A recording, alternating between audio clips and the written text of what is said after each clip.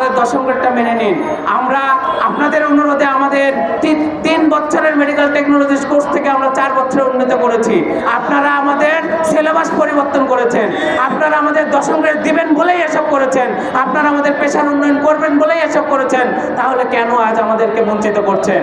আপনারা কেন আমাদের দশম গ্রেড দিচ্ছেন না? কেন আমাদের দাবিগুলো মেনে নিচ্ছেন না? আমরা কি আপনাদের কর্মবিরতি দিয়ে দেশের স্বাস্থ্য ব্যবস্থা বিশৃঙ্খলা করে দিই, এটাই কি আপনারা চাচ্ছেন? আপনারা কি চাচ্ছেন যে বিভিন্ন সংগঠনের মতো কর্মবিরতি দিলেই কি সমাধান হবে? আমরা কিন্তু সেটা ভাবি নাই। আমরা দেশের আপাময় 18 কোটি মানুষের চিকিৎসা সেবাকে বঞ্চিত করতে চাই নাই। প্রত্যেকটা মানুষ হসপিটালে চিকিৎসা নিতে যায়, হসপিটালে চিকিৎসা নেয়, সুস্থ হয়, এর পিছনে আমরা রোগ নির্ণয়ের ভূমিকা রাখি। তাহলে কেন আমাদের দশম গ্রেড দিচ্ছেন না? আমরা 1 সপ্তাহের আলটিমেটাম দিলাম, আপনারা আমাদের দাবি মেনে নিন, আমাদের দশম গ্রেডটা বাস্তবায়ন করুন, আমাদের দশম গ্রেড দিয়ে দিন। তাহলে আমরা ইনশাল্লাহ এই দেশের মানুষকে চিকিৎসা সেবায় সর্বোচ্চটা দিতে রাজি আছি। এবং আমরা অনুরোধ করতে চাই, বাংলাদেশের মানুষ 24 ঘন্টা চিকিৎসা সেবা চাই সরকারি হসপিটালে, এখানেও আপনারা বাধাগ্রস্ত করে রেখেছেন।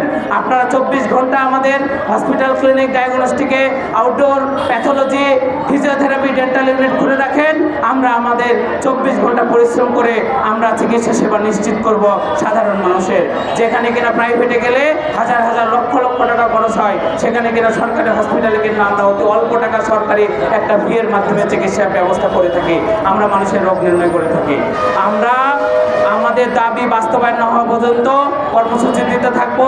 এবং আমাদের দশম গ্রেড যদি আগামী 1 সপ্তাহের মধ্যে আমরা জিও না পাই, তাহলে আমরা কঠোর হুঁশিয়ারি দিচ্ছি এবং এই লক্ষ্যেই আমরা আমাদের কর্মবিরতিতে যাব। 1 সপ্তাহ পরে দেখবেন সারা বাংলাদেশে লকডাউন হয়ে গেছে সকল হসপিটাল।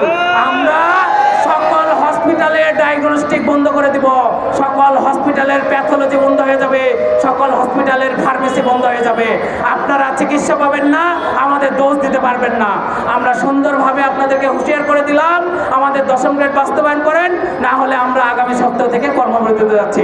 ধন্যবাদ টিম রণবেরি, ধন্যবাদ তারুণ্য শক্তি ফার্মাসিস্ট, ধন্যবাদ এমটিএফ, ধন্যবাদ আমাদের ডিজিএফপি কে আজকের মানববন্ধন আয়োজন করার জন্য।